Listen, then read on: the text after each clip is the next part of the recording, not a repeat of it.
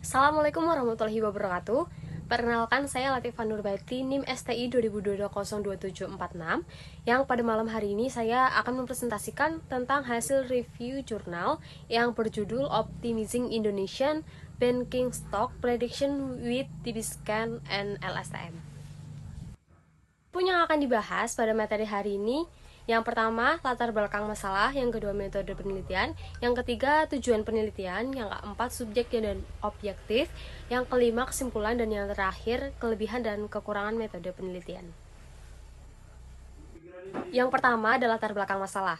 Investasi di pasar saham memiliki potensi keuntungan yang sangat tinggi dan mudah diakses oleh platform digital, akan tetapi saham juga mempengaruhi harga yang sewaktu-waktu bisa turun tanpa diprediksi, dan itu sangat mempengaruhi investor.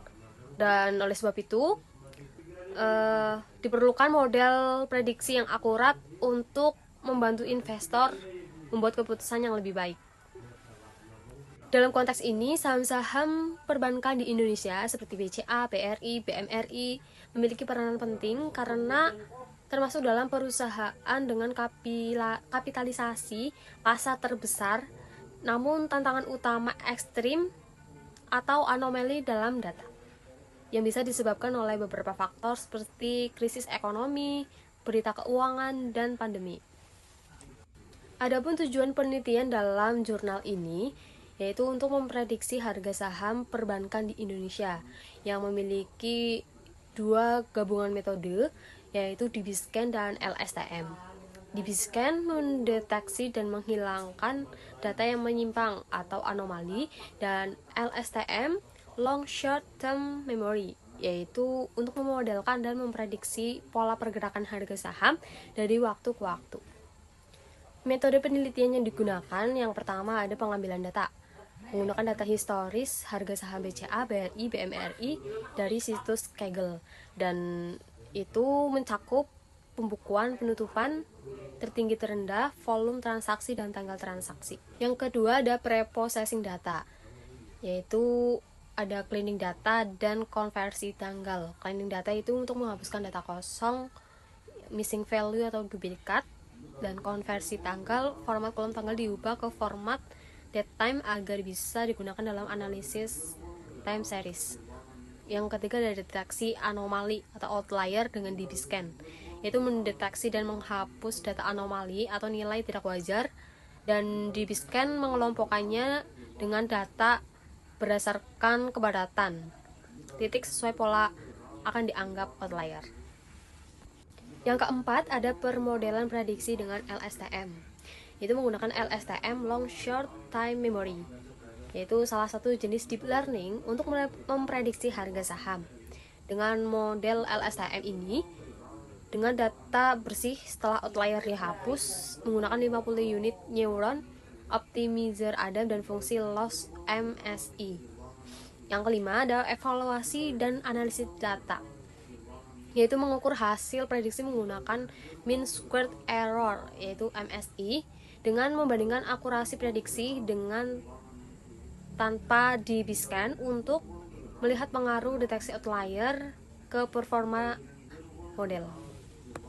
Langkah selanjutnya ada subjek dan objek, yaitu data saham BCA, BRI, dan BMRI, dan objek metode prediksi saham menggunakan DBScan dan LSTM. Jadi hasil penelitian dari metode ini pada saham BCA model LSTM dengan penghapusan outlier menggunakan DBScan mencatat MSI terendah sebesar 0,003 pada volt kedua dibandingkan dengan tanpa DBScan yang mencapai nilai 0,006. Sementara itu pada saham BRI model LSTM juga menunjukkan MSI terbaik sebesar 0,003. Berdasarkan temuan ini dapat disimpulkan bahwa penggunaan DBScan dalam proses penghapusan outlier dapat menghasilkan peningkatan akurasi prediksi dalam beberapa kasus. Adapun kelebihan dan kekurangan dalam metode ini, yang pertama kelebihan penelitian. Menggabungkan dua metode canggih, fokus saham perbankan unggulan, menangani masalah outlier, evaluasi akurat dengan MSI, memberikan manfaat praktis untuk investor. Kekurangan penelitian, yang pertama asumsi semua outlier harus dihapus, parameter DBScan tidak dapat diuji lebih luas, data tidak terbaru. Yang keempat, ada fokus hanya pada 3 saham. Dan yang terakhir, belum dibandingkan dengan metode deteksi anomali lain. Dan yang terakhir, ada diskusi atau rekomendasi. Eksplorasi metode pendeteksi anomali lain seperti isolation forest, local outlier factor, agar bisa membandingkan mana metode yang paling efektif. Gunakan data yang lebih terbaru, terutama pasca pandemi, untuk mencerminkan kondisi pasar yang lebih relevan. Dan selanjutnya ada kaji ulang penghapusan outlier. Tidak semua outlier harus dihapus karena mengandung informasi penting tentang peristiwa besar di pasar saham. Dan yang terakhir, perluas cakupan saham, di mana peneliti dapat diperluas ke sektor lain di luar perbankan agar hasilnya bisa digeneralisasi ke seluruh pasar saham. Demikian presentasi dari saya. Terima kasih. Wassalamualaikum warahmatullahi wabarakatuh.